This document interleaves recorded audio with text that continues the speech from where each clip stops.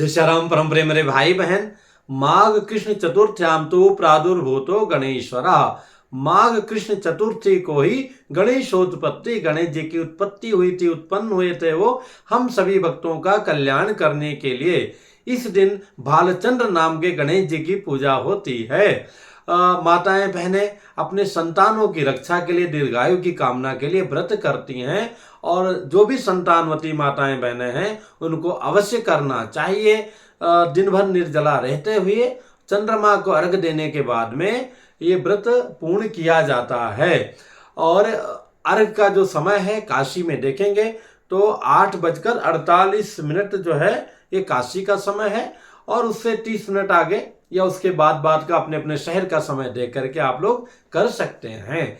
गणेश जी की सरल विधि से स्वयं पूजा कैसे करें, नीचे डिस्क्रिप्शन में लिंक को देख करके आप लोग कर सकते हैं। गणेश जी बड़े ही दयालु हैं, उसकी कथा आगे मैं अवश्य कहूंगा। तो इस दिन जैसे कि पूजा करते हैं, पूजा में भालचंद्र नाम के गणेश जी का आह्वान होता है। गैया मैया का अगर गोबर मिल जाए तो उससे बना के गणेश जी की विशेष पूजा करनी चाहिए, अथवा सुपारी में, अथवा घर के जो अष्टधातु, पंचधातु अथवा पीतल तांबे के जो प्रतिमा हैं उनमें पूजा करना चाहिए। जो सिरामिक वगैरह की और अन्य आती हैं इनमें पूजा का विधान नहीं है, ये सब दर्शनीय है।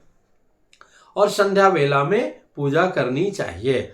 पूजा में जैसा कि जल, चंदन, अक्षत, पुष्प, धूप, दीप, नैवेद्य, भोग, प्रदक्षिणा, आरती इत्यादि करने के पश्चात में विशेष तिल के बने हुए 10 लड्डुओं के भोग का विधान है। अगर आप उस दृष्टि से देखेंगे तो 20-21 लड्डू का भोग लगाना श्रेष्ठ रहेगा, क्योंकि यह है कि 5 लड्डू का भोग लगाएं कम से कम, और 5 लड्डू जो है ब्राह्मण को बुला के उनको टीका इत्यादि करके, वस्त्र इत्यादि दक्षिणा दे करके 5 लड्डू का दान करें। तो उससे अधिक कर सकते हैं, पर कम से कम इतना तो करना ही चाहिए। और एक विधि तो और भी है जो आगे से आप लोग जान लें कि माघ महीने में तिल खरीदना नहीं चाहिए, पहले खरीद के रख लें। अगर नहीं ला पाए हैं तो पूजा के लिए ले आएंगे, कोई बात नहीं है। 2 बार जो है गणेश जी का नाम जप लीजिएगा, ओम गंग गणपतये नमः। इसके पश्चात में कई जगह तिल का भेड़ बनाते हैं, भेड़ को जो है काटा जाता है, अलग अलग परंपराएं हैं, तो जैसी परंपरा हो वैसा करें। लेकिन व्रत सभी को करना चाहिए, पूजन सभी को करना चाहिए। हाँ, जो बीमार हैं, वृद्ध हैं अथवा रोगी हैं तो उनको अपने हिसाब से करना चाहिए, पर अन्न न खाएं तो बहुत ही उत्तम है, नमक न लें तो और भी उत्तम है।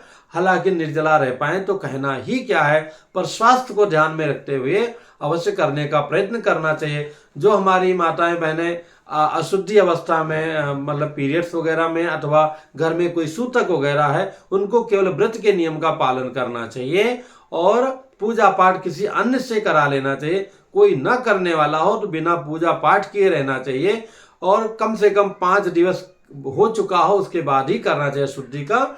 और किसी के मृत्यु का अगर 10 दिन पूरा हो गया तो एक बार कर सकते हैं, कुल खानदान में अगर किसी का हुआ है। हाँ, जन्म का, किसी बच्चे का जन्म हुआ है तो दोष नहीं लगेगा, वो केवल उनके माता पिता को ही लगता है, पर उसको बिना छुए आपको ये कार्य करना चाहिए।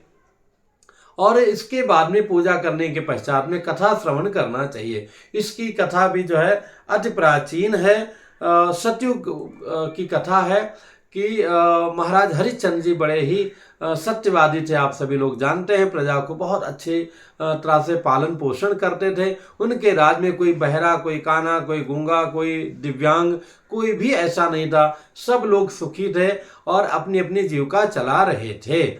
ऐसे में एक ऋषि शर्मा नाम के ब्राह्मण थे, उनको एक पुत्र की प्राप्ति हुई, और कुछ जो है कह सकते हैं प्राप्ति के 1 आध वर्ष के पश्चात में उनका जय जय सिया राम हो गया, स्वर्गवास हो गया। उनकी जो विधवा ब्राह्मणी थी वो भिक्षा मांग करके और अपना जीवन का यापन करती थी, संतान की रक्षा करती थी, पर गणेश जी की बड़ी भक्त थी। एक बार यही भालचंद्र नाम के गणेश जी की पूजा किया उसने, और उस माता जो है सदैव गोबर से गणेश जी की मूर्ति बनाती थी, उनका पूजा करती थी, और पूजा करके गणेश जी से प्रार्थना करते थे कि प्रभु हमारे संतान की रक्षा करो, हमारा आपके अलावा और कोई नहीं है। तो ऐसे एक बार जब ये गणेश चतुर्थी आई, पूजा किया उन्होंने, पूजा करके कहीं काम में अपने व्यस्त हो गई। तो उनका जो बच्चा था 5 वर्ष का, वो बच्चा गणेश जी की मूर्ति को उठाया और उसी जो रक्षा वगैरह कोई धागा रहा होगा बांध करके गले में और खेलने के लिए चला गया, क्योंकि उसको बड़ा सुंदर लग रहा था। खेलने के लिए गया तो हुआ क्या, जब वो खेलने के लिए जाता है तो उसको एक चांडाल प्रवृत्ति का कुम्हार होता है, कुम्हार मतलब जो मिट्टी के बर्तन बनाते हैं, तो वो पकड़ करके बच्चे को और जहां बर्तन बनाने के लिए नीचे आग लगाया जाता उसमें बैठा दिया और आगे लगा दिया। बच्चा था, उसको पता नहीं था, और आगे लगा करके फिर वो जो है चला आया। अब यहाँ 10 मिनट बीता, 20 मिनट बीता, थोड़ी काफी समय निकल गया, और निकलने के पश्चात में जब जो है बच्चा वापस नहीं आया तो माँ जो है बच्चे को ढूंढने लगी और ढूंढते ढूंढते परेशान हो गई।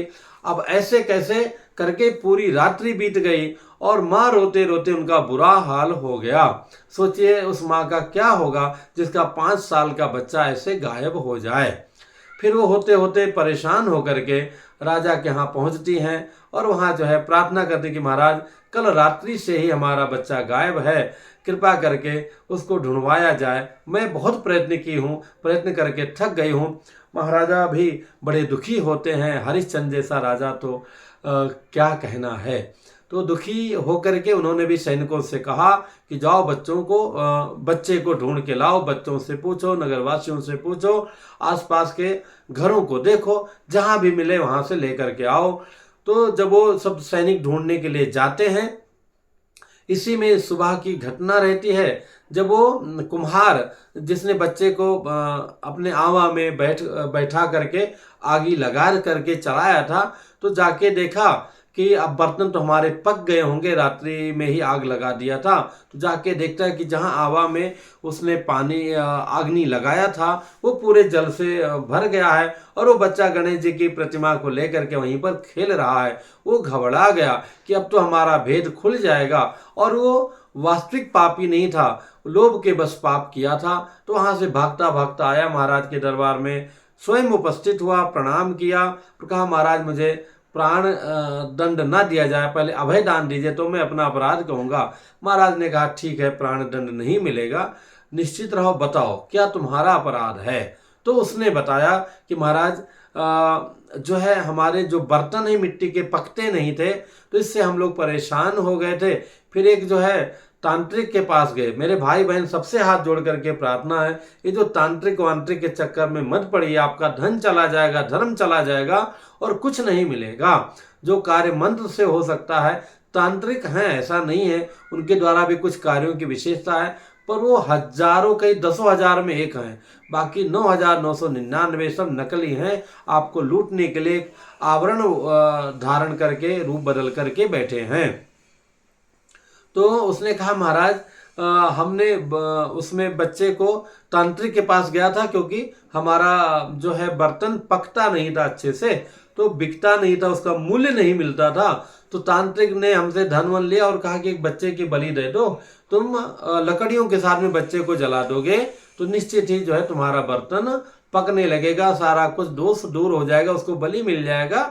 तो उस अपराध के लिए हमने सोचा अन्य किसी बच्चे को पकड़ूंगा तो फिर मैं पकड़ा जाऊंगा, और ये गरीब है ब्राह्मण, इसका कौन देखने वाला है, ये वृद्धा है, तो इसके बच्चे को मैं पकड़ करके मैं लाया और चुपचाप उसको कुछ खिला पिला करके और वहां बैठा दिया, अग्नि लगा दिया। लेकिन जब मैं प्रातः जाकर देखता हूं तो पूरा जल से भरा हुआ है। महाराज को भी बड़ा आश्चर्य हुआ, सब लोग भाग करके वहां पहुंचते हैं तो देखते हैं बच्चा वहीं पर खेल रहा है। माँ के तो आंसू जो है रुके नहीं, सभी लोग के नेत्र गीले हो गए कि ये चमत्कार कैसे हो गया। बच्चे को बाहर लाते हैं, दुलार करती, जैसे गैया मैया अपने बच्चे को हृदय से लगाती, माँ हृदय से लगाई, रोई, चिल्लाई। और उसके पश्चात में तो महाराज हरिश्चंद्र ने कहा कि देवी ब्राह्मणी, आपने कौन सा पुण्य कर्म किया है जिसके फलस्वरूप इतना बड़ा चमत्कार हो गया। तो उसने कहा महाराज मुझे कोई धर्म कर्म का विशेष ज्ञान नहीं, मैं तो सामान्यतया जैसे पूजा पाठ करना चाहिए वही नियम का पालन करती हूँ। पर हाँ, गणेश जी की बड़ी कृपा है, कल गणेश चतुर्थी थी तो गणेश जी की मैंने पूजा की थी, ये वही मूर्ति बच्चे के हमारे गले में बंधी हुई है। तो महाराज को बड़ा आश्चर्य हुआ कि तो गणेश जी की प्रत्यक्ष कृपा हो गई है। राजा ने ढिंढोरा पिटवा दिया कि आज से हर व्यक्ति जो है गणेश चतुर्थी का व्रत रहेगा और बाकी दिनों ना रह पाए तो भी माघ महीने के कृष्ण पक्ष की जो ये संकटा, जिसको तिलकुट्टी भी बोलते हैं, तिलगंजी भी बोलते हैं, तिलवा भी बोलते हैं, अलग अलग नामों से जानते हैं। तो संकट नाशनी संकष्टा संकष्टी गणेश चतुर्थी ये जो है ये व्रत हर व्यक्ति अवश्य रहेगा। और तभी से ऐसा हुआ, उसको जेल खाना में डाल दिया गया और विधवा की सारी जीवन यापन की व्यवस्था महाराज ने स्वयं करा दिया और बच्चे को आगे बढ़ने के लिए पूरा जो होना चाहिए वो सारी सुविधा प्रदान कराया। भगवान गणेश जी की कृपा से उसका जीवन मंगलमय हो गया। कहाँ मृत्यु को प्राप्त हो रहा था, कहाँ एक दिव्य जो है नागरिक, सम्मानित नागरिक प्रभु कृपा से बन गया, गणेश जी की कृपा से बन गया। तो इनकी बहुत बड़ी कृपा है, इसका हमें अवश्य लाभ लेना चाहिए, करना चाहिए और हमारी माताएं बहनें करती हैं। मुझे भी अन्य पर्व का तो उतना ज्ञान हो ना हो, मैं हर वीडियो में हर साल ये जरूर कहता हूँ कि हम लोग भी बड़े छोटे थे, गाँव का जीवन था, बहुत जल्दी सो जाते दोनों भाई दीदी भी, और सुबह उठ करके तिलवा गंजी खाने का बड़ा शौक होता था, बड़ा मन करता था, घरों घरों में बांटा जाता था, उससे प्रेम बढ़ता था, एक दूसरे के यहाँ तिल और तिल का लड्डू और गंजी देना, वहाँ से लाना, अद्भुत आनंद आता था, आपस में प्रेम चार का जो है संप्रेषण होता था। और वो खुशी का कहना क्या, वो मूंज की बनी हुई उसमें रख के ले जाना, फिर उसको रिसीव करना, देना, एक अलग ही आनंद था। तो अभी तो सब जीवन नहीं रह गया है, अब हम लोग खुद एक पेरेंट्स के रूप में आ गए हैं, पर प्रभु जो कर रहे हैं वो करना चाहिए, करना अवश्य चाहिए। पुनः मिलूंगा एक नई जानकारी के साथ में मेरे भाई बहन। जय सिया राम।